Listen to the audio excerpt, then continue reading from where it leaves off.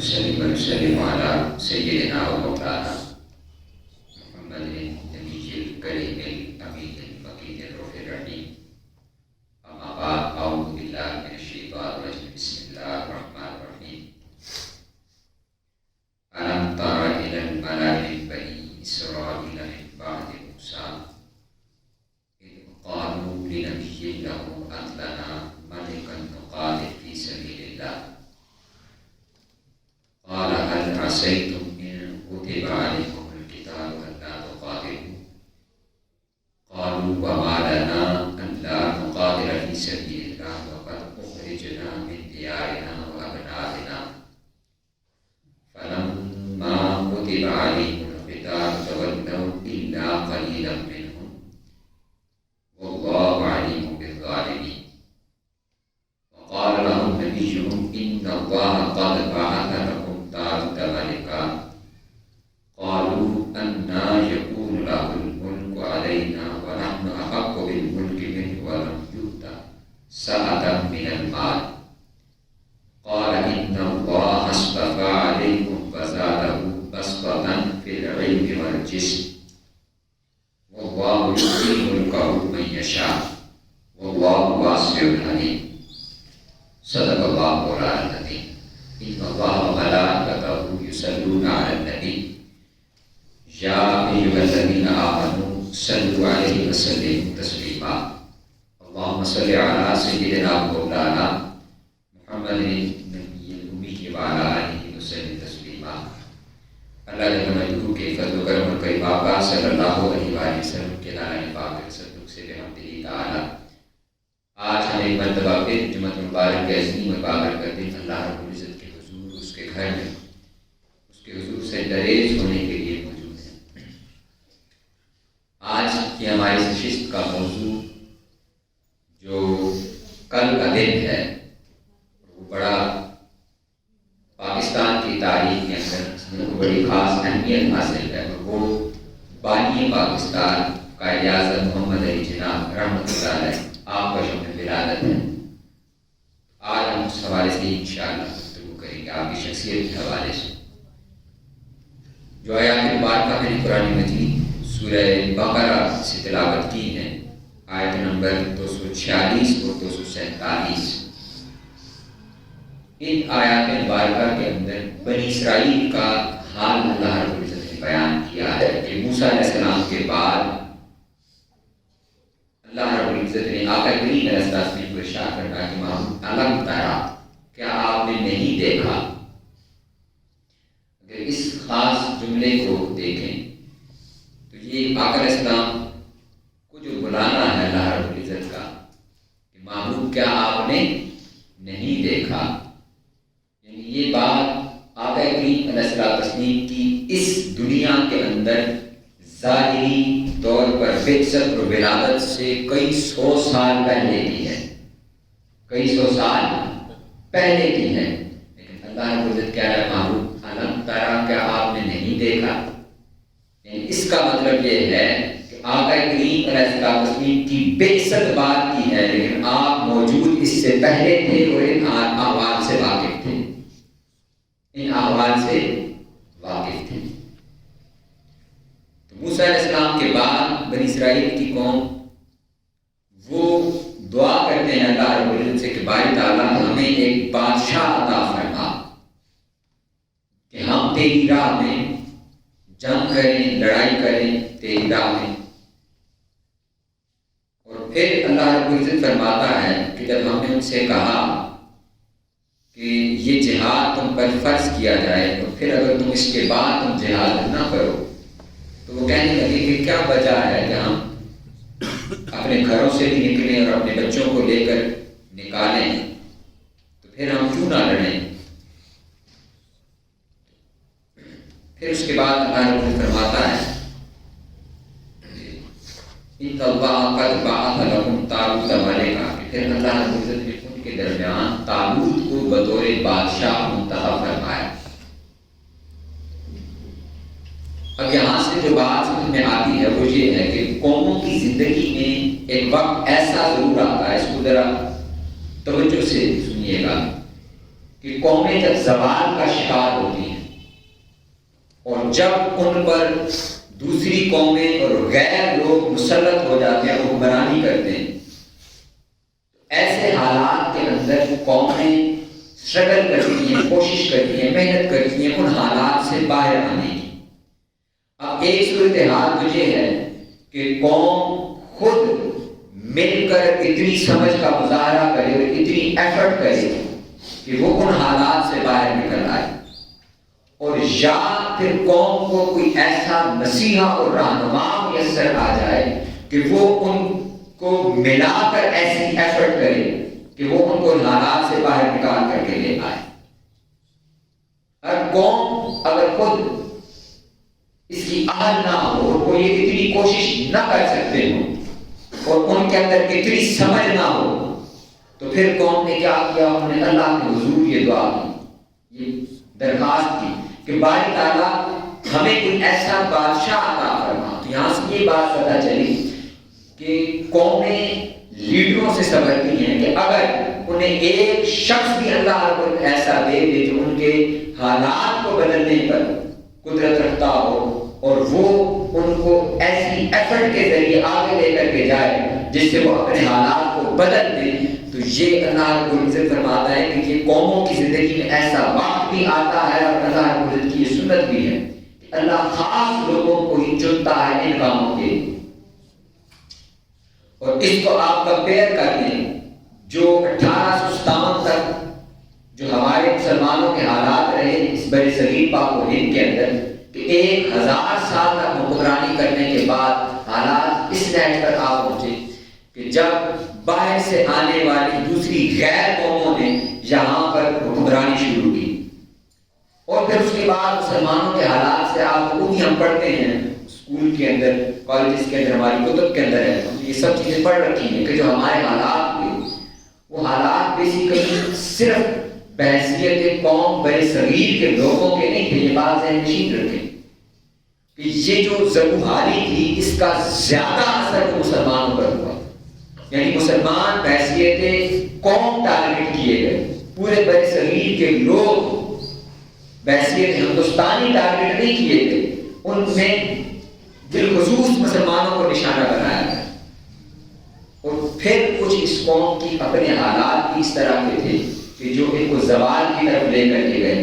جس کا ذکر قائد محمد علی جناح نے اپنی گفتگو کے اندر اور اپنی تقاریر کے اندر کیا ہے کہ گزشتہ 200 سال کے اندر ہم نے اپنے حالات جس طرح کے بنا لیے، یہ ضروری تھا کہ ہم اس زوال سے دوچار ہوئے اور ہمارے اوپر اس طرح کی جو زوال کی کیفیت تھی وہ اللہ رب العزت کی طرف سے عذاب کی صورت میں جو ہم پر آئی، یہ ہمارے اپنے ہاتھوں کی کوئی بھی فصل تھی جو ہم نے کاٹی۔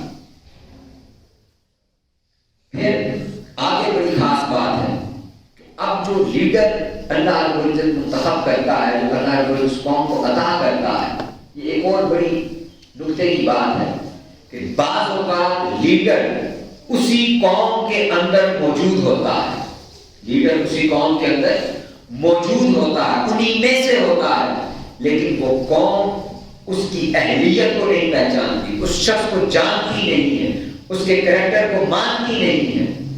اور اس کا ذکر اللہ رب العزت فرماتا ہے کہ جب اللہ رب العزت نے طالوت کو بطور بادشاہ منتخب کر دیا، اب پہلے دعائیں نے خود مانگی بنی اسرائیل نے کہ باری تعالیٰ ہمیں ایک بادشاہ عطا فرما جو ہماری خاطر لڑے، ہمیں لے کر کے چلے، لیڈ کرے۔ اب اللہ فرماتا ہے کہ جب ہم نے انہیں وہ بادشاہ عطا کر دیا تو قالوا انا یکون له الملک علینا ونحن احق بالملک، کہ تو نے اسے ہم پر بادشاہی کیوں کر دی کہ ہم اس سے زیادہ سلطنت کے مستحق تھے۔ ولم یؤت سعۃ من المال، اس کو تو مال کی وسعت بھی نہیں دی گئی۔ طالوت کے حالات یہ تھے کہ ظاہری طور پر کسی متمول خاندان سے نہیں تھا، یعنی وہ بہت بڑا کوئی مالدار نہیں تھا۔ یہ بات بڑی قابل غور ہے کہ ہمارے آج کل کے جو حالات ہیں اور ہم دیکھتے ہیں، ہم لیڈر مانتے ہی اسے ہیں کہ جس کے پاس مال و دولت کی بہت ریل پہ۔ ابھی آپ کے اسی حلقے کے الیکشن ہوئے ہیں اور آپ نے دیکھا ہے کہ کوئی شریف النفس آدمی وہ سامنے نہیں آ سکا اس پورے ماحول کے اندر، اس کے اندر قابلیت ہو، وہ پڑھا لکھا ہو اور وہ حالات کو سمجھتا ہو، لیکن ہم کسی ایسے شخص کو منتخب نہیں کرتے، نہ ہم خود اسے آگے لے کر کے آتے، اور اگر وہ آگے آ جائے تو پھر ہم اس کو سپورٹ نہیں کرتے. کیوں؟ کہ ہم نے معیار یہ بنا رکھا ہے کہ یہ خود مارا ہے کہ ہمارے حالات کیا سنبھالے گا. یہ وتیرہ، یہ سوچ یہ ہماری بھی نہیں ہے، یہ بنی اسرائیل کی سوچ ہے، یہ بنی اسرائیل کی سوچ ہے جو قرآن میں تعلق بیان فرما رہا ہے. ہم نے قرآن کا مطالعہ اس نظریے سے کبھی کیا ہی نہیں کہ ہم اپنے حالات کو سنبھال سکیں. برکت کی کتاب ہے، گھر میں رکھی ہوئی ہے، پڑھنے سے بہت ثواب ہوتا ہے. کوئی مر جائے تو پھر زیادہ پڑھی جاتی ہے کہ اس سے سارے ثواب بہت زیادہ ہوتا ہے. یہ معاملات قرآن مجید کے اندر بیان ہے. فرمایا جا رہا ہے کہ جب لیڈر کی دعا انہوں نے مانگی اور اللہ نے جب انہیں ان کے لیے ایک لیڈر کو منتخب کر دیا، وہ کہنے لگے کہ اس کی تو مال کی وسعت ہی نہیں ہے، یہ تو مالدار ہی نہیں ہے، یہ ہمارے ساتھ کھانے کچہری میں کہاں جائے گا، یہ تو اپنے حال نہیں سنبھال سکتا، یہ ہمارا حال کیا سنبھالے گا. اور ہم جس چیز کو نیگلیکٹ کر رہے ہوتے ہیں، جس کو ہم پس پش ڈال رہے ہوتے ہیں، ہم یہ نہیں دیکھتے کہ اس کا اخلاق کیسا ہے، اس کا کردار کیسا ہے، اس کا علم کیسا ہے، اور اس کی اہلیت کتنی ہے اور کیسی ہے. آگے چل کر اللہ رب العزت نے یہی بات ارشاد فرمایا، قال ان اللہ اصطفى علیکم، کہ اسے اللہ نے تم پر چن لیا ہے، وزادہ بسطۃ فی العلم والجسم، اور اللہ نے اسے علم اور جسم کے اندر کشادگی عطا فرمائی. یعنی لیڈر قرآن میں اور اللہ کے نزدیک وہ ہے کہ جس کی شخصیت ظاہری طور پر بھی، جسمانی اعتبار سے بھی وہ جاذب نظر ہوتا، اس کی شخصیت کے اندر جاذبیت پائی جاتی ہے، اسے دیکھا جائے تو وہ کوئی ایسا عام معمولی شخص نہیں نظر آتا. وہ اپنی ظاہری وضاحت کے اندر بھی پورا ایک رول ماڈل ہوتا ہے. اور پھر فرمایا وضاحتہ فی العلم، وہ علم کے اندر بھی پختہ اور مشاہدہ ہوتا ہے، اسے معاملات کی سمجھ بوجھ ہوتی ہے. اب اسی کو اپلائی کرتے ہیں. اگر ہم جس شخصیت کی بات کر رہے ہیں وہ میرے اور آپ کے جو ہمارے فادر آف دی نیشن ہے، بابا قوم قائد اعظم محمد علی جناح رحمۃ اللہ علیہ، تو آپ ان کی ذات و شخصیت کو دیکھیں ذرا. اب ظاہری وضاحت اگر دیکھیں تو کہنے کی بات کے لیے کیا تھا کہ جب وہ بطور مسلم لیگ کے لیڈر کے طور پر سامنے آئے اور مسلمانوں کے لیڈر کے طور پر جانے لگے، اور انہوں نے جب مسلمانوں کا کیس کرنا شروع کیا تو ہم ہی مسلمانوں میں سے لوگ ان کے خلاف کھڑے ہو گئے اور انہوں نے کہا یہ قائد اعظم نہیں ہے، یہ کافر اعظم ہے، یہ قائد اعظم نہیں بلکہ یہ کافر اعظم ہے. وہی بات کہ پہلے اپنوں میں سے کسی نے اس کو پہچانا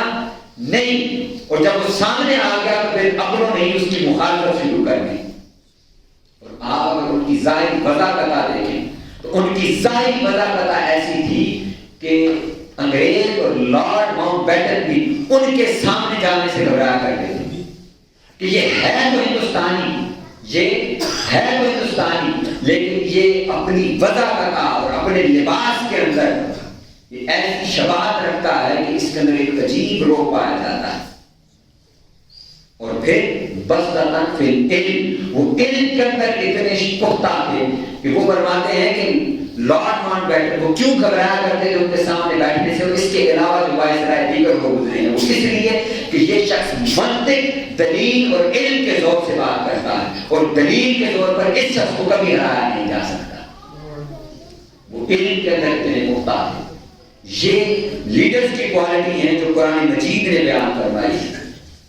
کہ پہلے اس کے ساتھ یہی ہوتا ہے کہ اپنی قوم ہی اس کی مخالفت پر اتر آتی ہے، اس کے خلاف بڑے بڑے نعرے لگتے ہیں، پوسٹر لگائے جاتے ہیں، پروپیگنڈا کیا جاتا ہے، لوگوں کے ذہنوں کو خراب کیا جاتا ہے.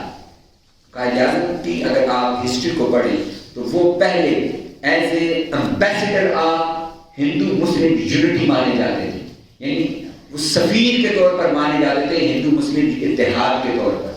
قائد اعظم نے ایک عرصہ تک اسٹرگل کی کہ اس ہندوستان کو جو غیر ملکی تسلط ہے اور بیرونی طاقتیں ہیں ان کے تسلط سے آزاد کیا جائے بحیثیت قوم، اور ان کی قوم وہ ہندوستان پورے کو وہ ایک قوم سمجھتے تھے. لیکن بعد ازاں ہمیں پتہ چلا کہ یہ جو قوم جس کو میں قوم سمجھتا ہوں، یہ چاہے جو ہمارے ہندوستان کے رہنے والے وہ ہندو ہیں یا مسلمان ہیں، یہ اپنی ذہنیت کے اندر یہ بات سمجھتے ہیں کہ کسی طور بھی یہ مسلمانوں کے ساتھ اکٹھا رہنا نہیں چاہتے، بلکہ مسلمانوں کو یہ محکوم کرنا چاہتے ہیں، ان کے حقوق کو سخت کرنا چاہتے ہیں اور انہیں دبانا چاہتے ہیں۔ پھر ایسے ماحول کے اندر اولی تو حالات یہ بھی آئے کہ آپ نے جب مسلم لیگ کی قیادت سنبھالی تو مسلم لیگ کے حالات یہ تھے کہ آپس کی جذبش اور ایک دوسرے کی مخالفت کی وجہ سے آپ یہاں سے چھوڑ کر واپس چلے گئے، آپ ہندوستان کو چھوڑ کر انگلستان شفٹ ہو گئے وہاں پر، اور بعد ازاں علامہ محمد اقبال نے آپ کو پیدل کافی خطوط لکھے اور آپ اس بات پر رضامند کرنے کی کوشش کی، اور اس بات کا منتہا یہ ہوا، یعنی انتہا اس بات کی یہاں پر ہوئی کہ 1935 میں قائد اعظم فرماتے ہیں کہ پھر انہیں انگلستان کے اندر آقا کریم علیہ الصلوۃ والسلام کی جاگتے میں زیارت ہوئی۔ سبحان اللہ۔ آپ فرماتے ہیں کہ میں اٹھا، میرے کمرے میں روشنی مجھے نظر آئی، میں جب گیا سبوت کے اندر میں نے وہاں پر دیکھا تو وہ ہستی موجود تھی، انہوں نے مجھ سے کلام کیا اور انہوں نے کہا کہ تم یہاں پر رہنے کے لیے نہیں ہو، ان اللہ اصطفیٰ، اللہ پھر جس کو چن لیتا ہے، پھر جس کو اللہ چن لیتا ہے، پھر اپنی مخالفت کریں یا برائے مخالفت کریں۔ اب وہ ہمارے اور آپ کے چنے ہوئے نہیں تھے، اب وہ کس کے چنے ہوئے تھے؟ وہ اللہ کی بارگاہ سے چنے، اور اس کی تعریف کیسے ہوئی؟ اس کی تعریف آقا کریم علیہ الصلوۃ والسلام کی ذات مبارکہ نے خود آپ کو فرمایا کہ آپ ہمارے مجاہد ہیں، یہ ہمارا مشن ہے اور آپ واپس جا کر کے اس مشن کو مکمل کریں۔ یہ وہ بات تھی جس نے پھر قائد اعظم کو، یہ آپ پھر وہاں سے واپس تشریف لائے انگلستان سے اور پاکستان میں آئے۔ اب آپ کی اگر ہم شخصیت کی بات کریں تو یاد رکھیے آپ کی شخصیت کا سب سے ایک بڑا پہلو ہے کہ آپ ایک کیوں قائد اعظم ہیں۔ وہ قائد اعظم دو وجوہات کی بنا پر ہے۔ سب سے پہلی بات کہ آپ اپنے اصولوں سے کبھی ایک قدم پیچھے نہیں ہٹا کرتے، جو اصول اور قانون ہے اس سے کبھی پیچھے ایک قدم نہیں آتے، یہ آپ کی شخصیت تھی۔ اور دوسری شخصیت کا پہلو کیا ہے؟ بہت بلند پہلو ہے، وہ ہے راست گوئی، ہمیشہ سچ بولنا۔ اس بات کی پرواہ نہیں ہے آپ کو کہ میں کہیں پر سچ بولوں اور اس کی وجہ سے میری ذات کو، میرے مفاد کو نقصان ہوگا، نہیں، یہی آپ کی شخصیت کا اور ذات کا اصول تھا کہ آپ نے ہمیشہ سچ کو اپنا شعار بنایا۔ اور ہمارے ہاں اور ہمارے اس معاشرے اور ملک کے اندر ہم دیکھ لیں کہ ہم نے کن لوگوں کو اپنا لیڈر اور رہنما منتخب کر رکھا ہے۔ کیا ان کے اندر اسلام کی کوئی ایک بھی چیز پائی جاتی ہے؟ اصول پرستی ہو یا راست گوئی ہو، ان کی اگر آپ دیکھیں کہ وہ کس قدر اصولوں کے پابند ہیں، تو قیام پاکستان کے بعد کابینہ کا پہلا اجلاس تھا، آپ کے سیکرٹری تھے وہ آپ کے پاس آئے تو انہوں نے کہا کہ اس کابینہ کے جو ممبران ہیں ان کو کیا پیش کیا جائے، ان کو چائے پیش کی جائے یا ریفریشمنٹ کے طور پر ان کو کیا پیش کیا جائے؟ آپ نے فرمایا کیوں یہ لوگ گھر سے کھانا کھا کر نہیں آتے، یہ اس قوم کا پیسہ ہے اور صرف اس قوم کے اوپر خرچ کیا جائے گا۔ یہ ہے آپ کی قائد اعظم کی شخصیت۔ اور پھر آپ اس بات سے اندازہ لگائیں کہ قائد اعظم کے اپنے بھائی ہیں، احمد علی ان کا نام ہے، اور وہ قائد اعظم سے ملاقات کے لیے آئے، ملاقات کے لیے آئے اور انہوں نے بڑے خوش ہو کر قائد اعظم جب وہ گورنر جنرل ہاؤس میں آئے ملاقات کے لیے تو بڑی خوشی کے ساتھ انہوں نے کارڈ کے اوپر اپنا نام لکھا احمد علی اور اس کے ساتھ پیچھے لکھ دیا قائد اعظم محمد علی جناح کا بھائی۔ جب آپ کے ADC نے وہ آپ کو کارڈ پیش کیا آپ نے دیکھتے ہی کہا کہ یہ کون شخص ہے؟ انہوں نے کہا کہ یہ آپ کے بھائی ہیں، آپ سے ملنا چاہتے ہیں۔ اب اس کو کہتے ہیں اصول۔ آپ نے فرمایا کیا اس نے پہلے ملاقات کا وقت لے رکھا تھا؟ انہوں نے کہا نہیں سر، انہوں نے آپ سے پہلے ملاقات کا وقت نہیں لیا ہوا تھا۔ آپ نے سرخ پینسل سے وہ پچھلا جملہ کاٹ کیا تو لکھا ہوا تھا کہ قائد اعظم محمد علی جناح کے بھائی۔ آپ نے فرمایا کہ انہیں کہیں کہ صرف اپنا نام بطور ملاقاتی کے لے کر کے بھیجیں اور وقت اندراج کروائیں، جب وقت مل جائے گا تو پھر ہم ان سے ملاقات کریں۔ یہ ہے اصول پسند شخصیت قائد اعظم محمد علی جناح کی۔ اس کے علاوہ ایک اور پنجاب کے بہت بڑے لیڈر تھے خان بہادر، انہوں نے آپ کو خط لکھا اور خط بغیر ٹکٹ کے آپ کو ارسال کیا اور اس کے اندر آپ کی بڑی قصیدہ گوئی کی کہ آپ میرا مسلم لیگ کے ساتھ تعلق ہے اور مسلم لیگ کے لیے میں ہر قربانی دینے کے لیے تیار ہوں، اور آپ کے لیے سالگرہ کا یہ تحفہ بھی بھیجا ہے. اب اس ٹکٹ کے اوپر، اس خط کے اوپر ٹکٹ نہیں لگا ہوا تھا. جب وہ قائد اعظم کو خط پیش کیا گیا تو قائد اعظم نے خط وصول نہیں کیا، اور آپ نے فرمایا کہ اس خط کے اوپر ٹکٹ نہیں لگا، اور اس کا جواب آپ نے دیا، فرمایا کہ بغیر ٹکٹ کے خط یہاں پر وصول نہیں کیے جاتے. اگر ایسے بغیر ٹکٹ کے لوگ خط بھیجنا شروع کر دیں تو یہ مسلم لیگ کے پیسے کا ضیاع ہے. یہ ہے قائد اعظم محمد علی جناح کی شخصیت، جن کو ہم بابائے قوم کہتے ہیں. انہوں نے ہمیں کیا رہنما اصول دیے ہیں. اور آپ کی ایک بات سنیے، کیا خوبصورت بات آپ نے ہمارے لیے کہی ہے. آپ نے فرماتے ہیں کہ مسلمان گروہوں اور فرقوں کی نہیں، مسلمان گروہوں اور فرقوں کی نہیں بلکہ اسلام اور قوم کی محبت پیدا کریں. یعنی ہم اپنے اپنے فرقے کی اور گروہ کی محبت لوگوں کے دلوں کے اندر پیدا نہ کریں کہ ہماری ایسوسیشن کسی خاص مسلک کے ساتھ ہے، کسی خاص مقصد کے ساتھ ہے تو اس کی محبت اور اس کا فخر ہمارے دل کے اندر ہوگا. میں نہیں، بلکہ ہمارا فخر وہ ہمارا دین، ہمارا اسلام ہونا چاہیے کہ ہمیں اپنے مسلمان ہونے پر فخر اور اپنے پاکستانی ہونے پر فخر ہونا چاہیے. یہ قائد اعظم ہے جو ہمارے لیے ایسا پاکستان چاہتے ہیں، اور یہ انہوں نے ہمیں اصول دیے. اور پھر آپ سے مختلف مواقع کے اوپر سوال ہوا کہ اس ملک کا آئین اور قانون کیا ہوگا، یا یہ جو ملک جس کے لیے ہم ایفرٹ کر رہے ہیں یا محنت کر رہے ہیں اس کے لیے کیا اصول اپنائے جائیں گے. تو لارڈ ماؤنٹ بیٹن نے آپ کو ایک دفعہ کہا کہ مسٹر جناب کہ یہ جو آپ جس کے لیے الگ اسٹیٹ کی بات کرتے ہیں، آپ کو چاہیے کہ آپ جو مغل اعظم اکبر بادشاہ ہے اس نے جو بین المذاہب ہم آہنگی اور رواداری پیش کی ہے، آپ اس کے اصولوں کو اپنائیں اور اپنی اسٹیٹ کے اندر ان کو لاگو کریں. تو قائد اعظم نے اس کو برجستہ جواب دیا. آپ نے فرمایا کہ یہ تو آج سے چند 100 سال پہلے کی بات ہے جس رواداری کی آپ بات کر رہے ہیں. مجھے مغل اعظم سے یہ اصول لینے کی ضرورت نہیں ہے، بلکہ میں یہ اصول لیتا ہوں اپنے آقا مولا محمد مصطفیٰ صلی اللہ علیہ وسلم، جنہوں نے دیگر مذاہب کا